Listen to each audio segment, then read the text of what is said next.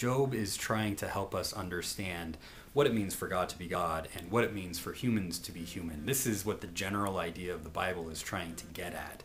And Job is a difficult book because theologically, what it means for God to be God, it seems as though Job has contradictory views of what it means for God to be God. So in the beginning of the book, you have one view, and by the end of the book, you have what seems to be a completely different view of who God is.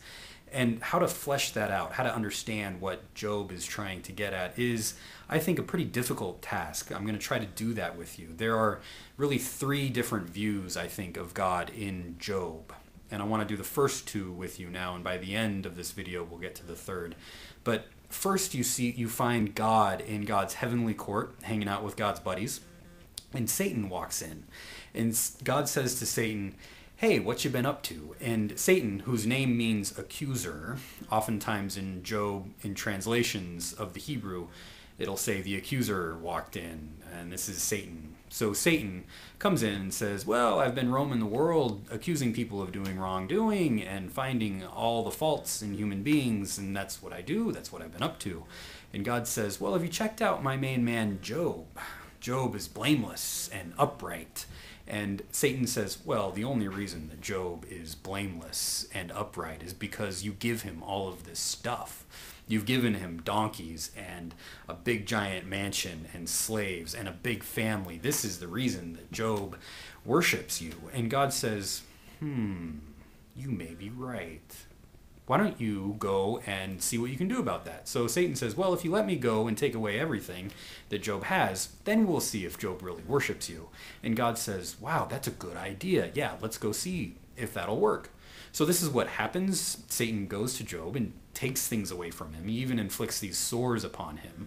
And Job, by the end, towards the end of the book, comes to God and says, "What the hell did you do that for?"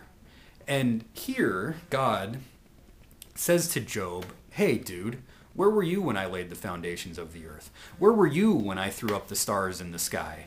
So God here is claiming this all-powerful quality, this all-knowing quality. God knows everything. God's all-powerful. So this is a different view of God by the end of the book than you have at the beginning, where God is weak and gets caught up in playing Satan's game and doesn't know what Job is going to do.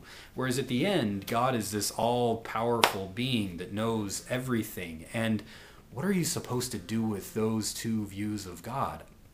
I don't really know.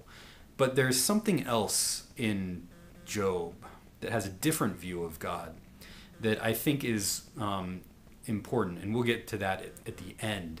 But the anthropological part that I want to highlight is this, when Job has these three friends come to him. Job, by chapter 4, is sitting in the fetal position, and his three friends come to him, and a little later a fourth friend comes to him. And the three friends sit with him, and they're quiet. They're just present with him for the first while until Job starts complaining and cursing the day that he was born. And his friends say to him, "Job, you must have done something to deserve this. You must have sinned against God and against your fellow human beings to deserve this.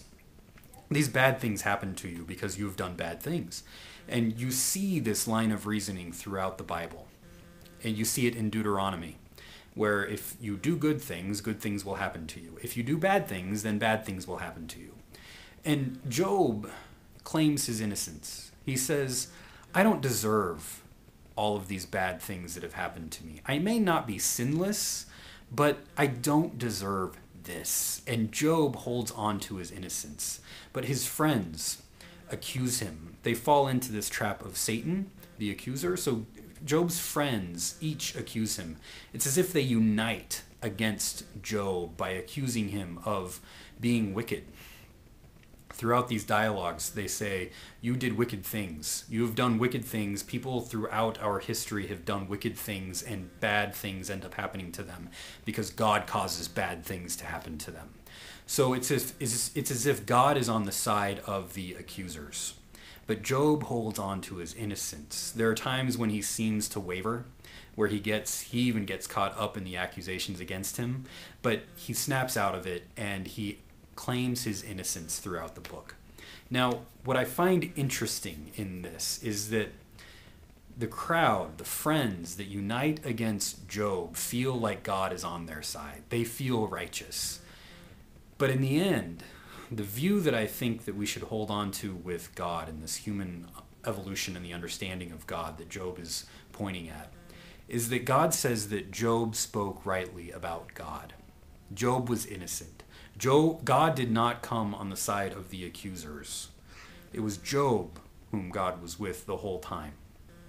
And this is where we find the evolution in the human understanding of God. God is not on the side of the accusation. God stands with the victims. And you see this ultimately in the person of Jesus, who the first Christians believed represented who God was.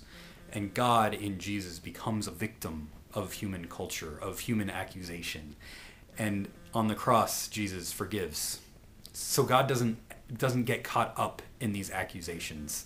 God forgives and models a different way, away from accusation and towards forgiveness. So I think that is what Job is trying to open our eyes to see. God stands with Job. God stands with Jesus and all the victims of our culture. So those are my thoughts on Job, and I'd love to hear what you think. Thanks.